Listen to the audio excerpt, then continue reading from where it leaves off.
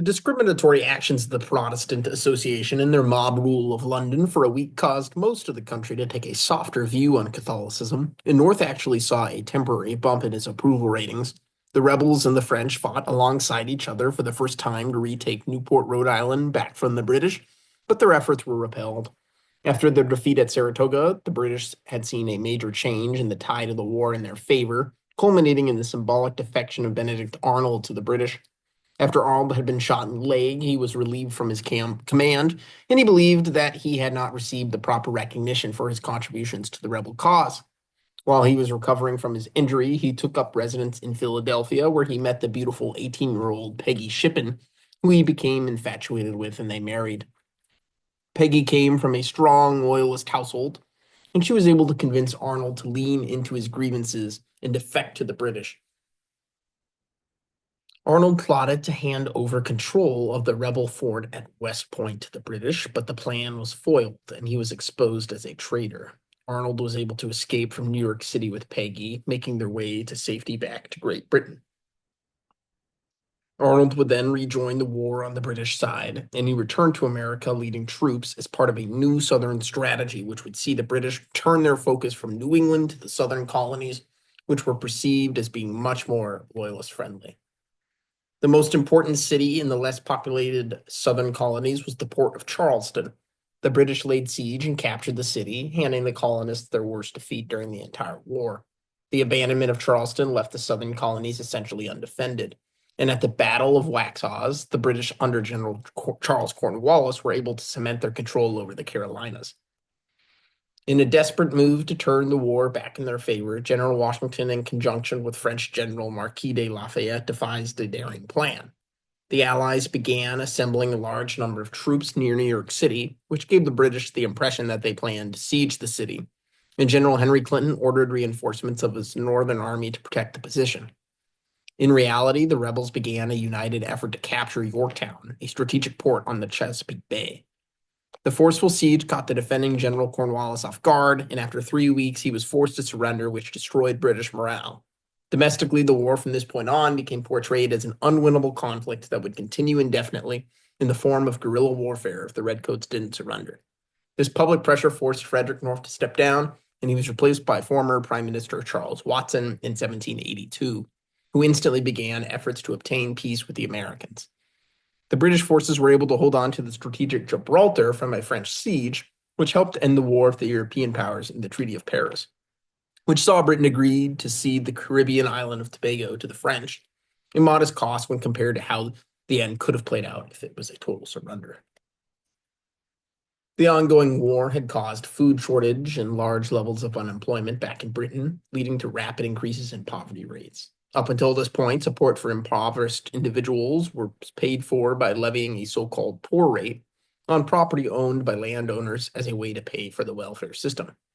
Charles Watson saw the passage of the Relief of the Poor Act of 1782, which set up a new two-tier welfare system that provided shelter and employment for disabled individuals, while able-bodied workers were only given support in the form of food. Unfortunately, Charles Watson's second term as prime minister would only last 14 weeks as he caught influenza and passed away, being succeeded by William Petty, a Whig. The Petty administration continued talks with the newly independent Americans to establish a lasting peace. The concessions by the British were seen as quite favorable to the Americans, although Petty refused to concede Canada as American diplomat Benjamin Franklin requested. Although the British had been defeated, a shift in perspective was occurring, which began to make the Petty administration see the loss of territory as instead a reduction of overhead costs and an introduction of a new lucrative market to sell British goods. The independence of the United States happened to coincide with the birth of capitalism, with the writing of The Wealth of Nations, published in 1776. No longer would the king and parliament try to obtain global power through mercantilism, but rather world global domination through commerce.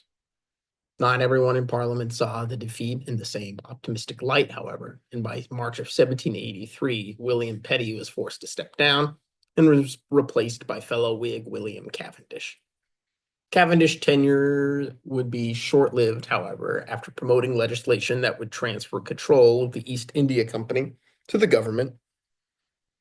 This really drew the ire of George III. After George III was incentivized to have more direct control over the flailing East India Company, he had a long-running personal disdain for Cavendish and his allies, and he made sure to torpedo the bill, resulting in the resignation of William Cavendish in December of that year. He was followed by a Tory William Pitt the Younger, son of William Pitt the Elder. At age 24, William Pitt the Younger was indeed the youngest prime minister in history. The contradictions of George III were made evident when William Pitt the Younger passed the India Act of 1784, officially bringing the East India Company under the control of the government. Although this new bill, which had the king's blessing, also contained the stipulation that the king would appoint the directors of the company directly. Now that the United States were independent, they refused to continue to accept convicts from Britain, so the crown was forced to establish a new penal colony. The large landmass of Australia had only been claimed by British Captain James Cook 14 years earlier, and they had yet to establish any meaningful long-term settlements. This would change in 1788 when the British sent a fleet of 11 ships filled with British convicts to Australia to establish the colony of New South Wales to counteract French imperialism in Oceania, as well as to reduce overcrowding in domestic prisons. Another problem that arose in the years following the Revolutionary War was the immense amount of debt that had to be taken on, causing 1/3 of the annual budget to be expended on interest payments. Pitt the Younger instituted a plan to reduce the national debt by creating a separate sinking fund. Money would be set aside and deposited annually into the sinking fund, from which it would earn its own interest in efforts to reduce the amount of the budget that was set aside for interest. The plan worked, and the sinking fund allowed the principal on the debt to decrease by 7.5% annually thereafter. Another way Pitt the Younger worked to balance the budget was to crack down on the evasion of tariffs, with 20% of all imports at the time being smuggled in tax-free. He lowered tariffs on many items, which consequently increased tax revenues by £2 million annually due to increases in adherence to the imposed tariffs, which were now seen as more reasonable. To further shore up imperial finances, Pitt made the monumental decision to introduce the kingdom's first ever income tax, as well as the introduction of fiat money to safeguard the royal gold preserve. At the same time, Pitt began to become a hawk against Russia as they steadily took territory from the Ottoman Empire in Eastern Europe, and fearing a change in the balance of power, he entered Britain into an alliance with Prussia and the Netherlands against further Russian expansion. The Spanish had claimed complete sovereignty of the west coast of America since they had discovered it, but now the great powers of Britain and Russia wanted access to the west coast, especially the Pacific Northwest. The British were able to use their alliance to snuff out the Russians from more temperate sections of the coast, only allowing them to hold on to desolate Alaska. The alliance was short-lived after Russia began a propaganda campaign with the goal of turning the British public against Pitt and his supporters. The final nail in the coffin for the alliance was the outbreak of the French Revolution in 1789, which caused the British and Russians to set aside their differences to guard against the spread of nationalism. William Pitt the Younger then oversaw the passage of the Constitutional Act of 1791, which split the Canadian province of Quebec, itself acquired from France after the Seven Years' War, into two new provinces, the French-majority Lower Canada and the English-majority Upper Canada. These reforms were made to save the empire costs, something Pitt was acutely focused on, and additionally, he did not want to go to war with revolutionary France for the same reason. In the early days of the French Revolution, the ideas of constitutional reform spread and became popular with the British working class. King George III was terrified that the masses would demand greater rights at the expense of his power, and he demanded that Pitt crush any talks of reform or face resignation. Pitt complied, and in 1794, he had several radical reformists arrested and tried for treason. In a blow to his government, 3 separate juries acquitted the defendants. Since the show trial did not work in stopping the reform movement, Pitt turned to passing oppressive legislation to end the dissent.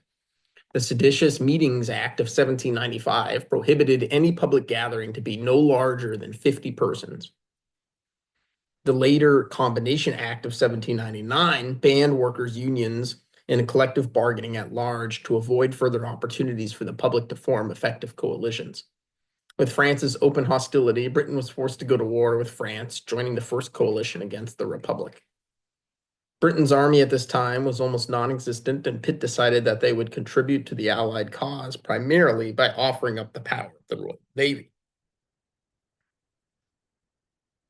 The Navy had been experiencing issues with recruiting enough sailors, so Pitt had the idea to create the quota system, which required the counties of Great Britain to provide a number of able-bodied sailors based on the county's population and number of ports.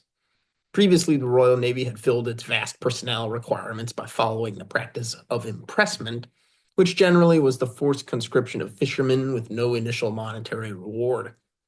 Under the quota system, bonuses were paid out to aid in recruiting, but which indirectly caused conflict between the new recruits and the existing sailors who began to hold a chip on their shoulder over the inequality.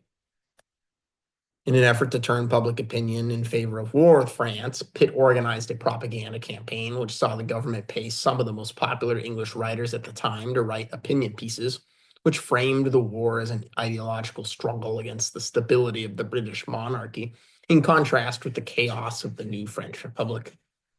Britain did not have an interest in invading France directly, especially after they financially supported an invasion by French royalists, which ended in disaster.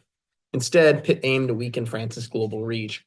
The French slave colony of Saint-Domingue, which comprised the western half of the island of Hispaniola, had erupted in revolution once it became clear that France had overextended itself on the European continent and would be unable to quash the uprising. Pitt had the plan to invade Saint-Domingue under the guise of protecting the former slaveholders, but execution in reality wanted to take advantage of the power vacuum to deprive France of any future opportunity to take back the colony.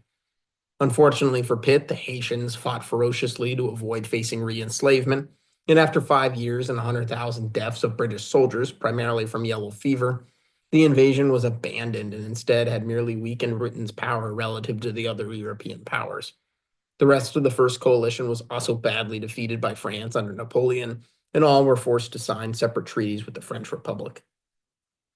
In 1797, several mutinies occurred within the Royal Navy over the issue of their pay not keeping up with inflation. In a calculated concession, Pitt convinced George III to pardon the mutineers to ensure the Navy could continue to be operational.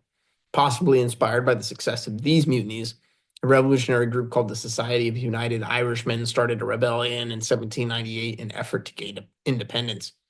Irish Catholics, who made up a majority of Ireland's population, had been oppressed by a ruling land-owning Protestant class of elites for decades. Pitt pushed to have the government change its tune and support the Catholic Church in Ireland, who, unlike its parishioners, was against the French Revolution, which saw it as being anti-religion.